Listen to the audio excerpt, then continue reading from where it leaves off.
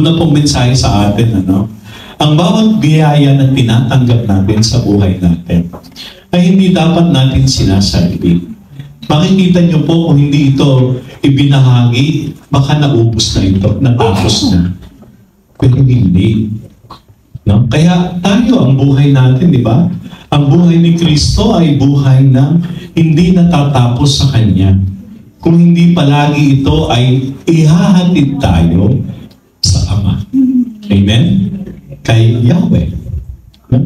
Hindi tayo nang pupuri, nagpapasalamat para nag-i-end sa atin. Hindi po. Palagi ito may ending. Kaya nga patuloy yan. Hanggang sa makasapit tayo sa doon sa pinapangarap natin. Sa ating pong Ebanghelyo, itong nagdaang 3 linggo, ito po ay tungkol saan? Sa pagkain. Na sinasabi ni Kristo, ako ang pagkain na nagbibigay buhay. Ang kumakain nito, sabi niya? Mabubuhay, mapakailanman. So, ang pagkain na tinatanggap natin ay hindi lang natatapos sa lupa, kung hindi ang ending nito saan? Makapiling natin ng Diyos. Makapasok tayo sa kaharian ng langit. Kung tatanungin kayo, taas ang kamay na gusto makarating sa langit. Taas ko. Brother, ako nakataas. Magtaas kayo lahat. Pakitignan nyo nga po yung katabi niya, pakit ba yan? Tignan nyo nga. Pakit kayo. Pakit ba yan? Diba? Siyempre. Diba? Ang haba na ng, kumbaga, kung bawat taon ay ating hagdanan, 40 years, 40 steps na yan. Napakataas na yan. Diba? Oo, diba? So, kaya yung titignan natin yung ginagawa natin, mga kapatid, yung pagpupuri natin, pagpapasalamat natin, paglilingkod natin, yung pagbibigay ng panahon, ng oras para sa mga gawain, lahat ng yan hindi yan natatapos dito sa lupa. Para yung pagtatanim, aanihin mo yan pagdating ng panahon. So dapat, mga kapatid, palagi 40 years na tayo pero hindi dapat tayo titigil. Dapat nakatuon ang pansin natin dun sa ending. No? Amen? Yeah. So kaya nga, tingnan natin yung ending. Kaya tayo, mga OFW tayo, nagtatrabaho tayo. No? Hindi lang natatapos tayo sa pagkita ng kita ng pera. Hindi tayo natatapos dun. Diba? Kaya ka nagbahanap buhay. Bakit? Para noon, ay magkaroon ng buhay ang iyong pamilya. Amen? Para may makain ang iyong pamilya. Sabi ni Jesus, ako ang pagkain nagbibigay ng buhay. Kahit po ilang taong kayong magtrabaho, padala kayo ng padala doon. Pagkatapos, wala namang kayong pakialam sa kanila. Maganda lang pakinggan para mabuhay ang anak ko, para may makain sila. Pero kapag wala ka nang pakialam sa kanila, basta nagpadala ka, tapos na, kulang yun. Hindi yun kumpleto. Kasi baka padala ka ng padala, pag uwi mo, wala ka ng asawa. Wala na. Kasi, nagpadala ka, kasi na lang ang gusto mo, magpadala na lang. At kung minsan po ang hirap sa buhay natin mga OFWs, no? Diba? Ay sabihin sa asawa, bahala ka na sa mga anak natin. Magtatrabaho ko sa Macau. Bahala ka na. Sabi naman ni Papa, sige, basta magpapadala ka, bahala na ako. Dahil iniwanan mo na yung mga anak mo doon, akala mo, aalagaan na siya. Kaya hindi mo na hahanapin. Hindi mo na tatawagan. Hindi mo na hanapin yung anak mo. Bakit? Kasi nagtiwala ka na, pinagkatiwala mo na yan sa asawa mo. Ay kung minsan may mga asawa, hindi mo na hanapin yung anak mo. Ay kung minsan nga yung asawa mo, hindi mo rin hahanapin. Hindi mo nga makita kung nasaan ang asawa eh. Paano niya maalagaan ng mga anak niya? No? Tapos kuminsan, ang lungkot, no? Meron tayong mga ugali. Mindset ang tawag doon. Na dahil nagtatrabaho tayo sa abroad, marami tayong hirap dito, marami tayong lungkot dito. Hindi ka na pwedeng abalahin. Exempted ka na sa mga konsumisyon sa buhay ng pamilya mo sa Pilipinas. Huwag mo na akong bibigyan ng problema. Kaya nga, anong nangyayari? Minsan, sabi ng asawa niya, "Ma, padala ka ng 15,000. Eh bakit? Kasi yung anak mo, ilalabas sa ospital. Ha? Ano nangyari? 2 linggo na kasing nilalagnat.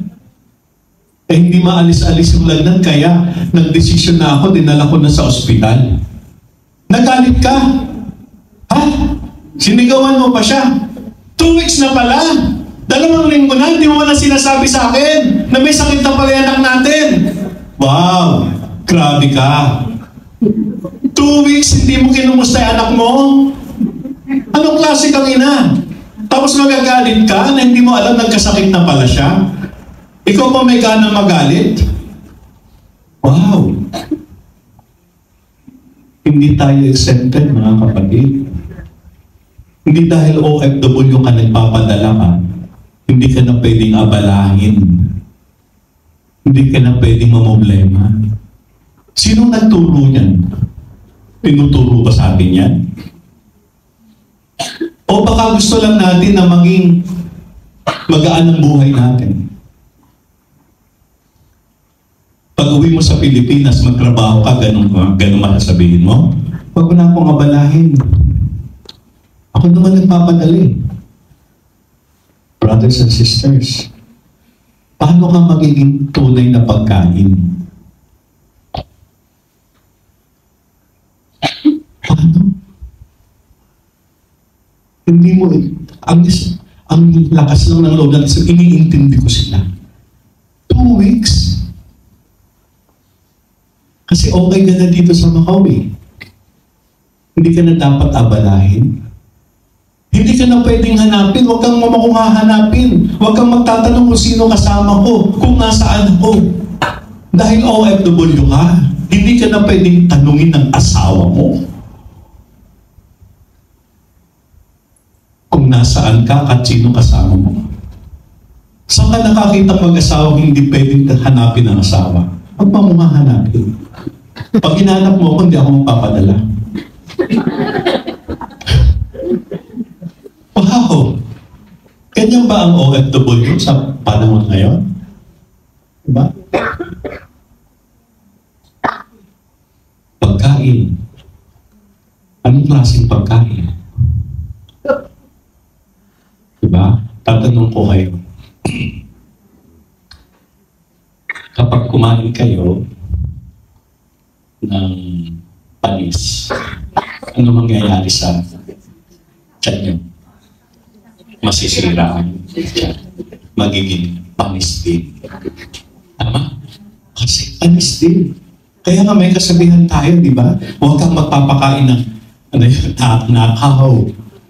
Huwag kang magpapakain ng galing sa hindi mabuti kasi yung anak mo magiging hindi mabuti. Kasi kung anong pinapakain mo, magiging ganun sila. Kaya ito si Jesus, 40 years po, nagpapakain sa atin. Binibigay ang buhay niya para magkaroon tayo ng buhay. Kaya tayo lumalakas dahil sa pagkain. Amen? Amen. Kumain ka ng expired na, magkakasakit ka, tama? Kasi expired eh. Kaya dapat yung expired tinatapon eh. Hindi na kinakain. Huwag kang manghinayang doon kasi expired na. Sa totoo lang, ang dami nating pagkain is expired. Tayo nga kung minsan expired na. Tanongin niyo nga yung katabi niyo. Sige, sumunod kay Father. Tanong sa katabi niyo, kailan mag-i-expire Kailan mag-expire ang galit mo? ang galit mo? Hindi ma-expire. Ang galit. Ay kapag pinakain natin sa mga anak natin, galit tayo. Magiging basta gulero yan.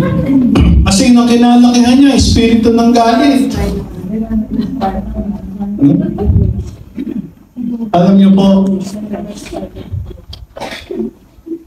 yung mga bata, sumukat din yung mga babies, kapag ka pinakain nyo sila, binigyan nyo ng pagkain. Talagyan nyo ng pagkain, mga babies. Pero pa yung may tawag, babero ba tawag? Yun, basta po, ano lang tawag? Babiro, okay din. Bigyan mo ng pagkain yan. Kakain yan. Pero makikita mo pag kumain yan, may kanin sa buko, may kanin sa ilog, may kanin sa braso, nagkalat. Sa mesa, sa baba, nagkalat. Kasi, hindi pa siya marunong kumain. Di ba? Kaya maraming kalat. Maraming natatapon. Kasi kulang siya ng katalinuhan kung paano kumain. Sometimes, ang buhay natin, kinakailangan maging matalino tayo. Sabi sa ating unang pagbasa ngayon, mula sa first book of Kings, anong sabi doon? Lumapit kayo. Kayong mga kulang sa kaalaman. Bibigyan kayo ng Panginoon ng wisdom. So, dalawang bagay. Wisdom, no? Knowledge. Kaalaman at katalinuhan. O halimbawa, knowledge. Marunong kayong kumita ng pera. Marunong kayong maghanap buhay. Amen? Amen. Marunong kayong gumawa ng pera. Marunong kayong mag-uwi ng pera sa inyong pamilya. Marunong kayo. Ano? Matalino ba kayong sa paggasto sa pera? Hindi kayo makasagot. Hindi tayo matalino. Ang daming nasasayang para tayong bata, no? Kaya dito dapat dito sa ating samahan, no? Dapat magmamature na tayo. After 40 years, there is a challenge. Pagkasabi nga sa katabi mo, mag-mature ka na. Mag-mature ka na. Oo, hindi ka na bata. Hindi ka na bata. Amen? Mukha ka lang bata. Mag-mature na tayo, may 40 years na. Dapat, no? Umaangat na. Pati ang pagmamahal mo kay Lord, no? Nagiging kamukha ka na yan. No? Kaya nga, oo, dami nating kinita. Kahit yung mag-asawa, ang dami, may mga pamilya po, ang dami, ang lakas kumita ng nanay at tatay. Padala ng padala. Tinatanggap ng pamilya.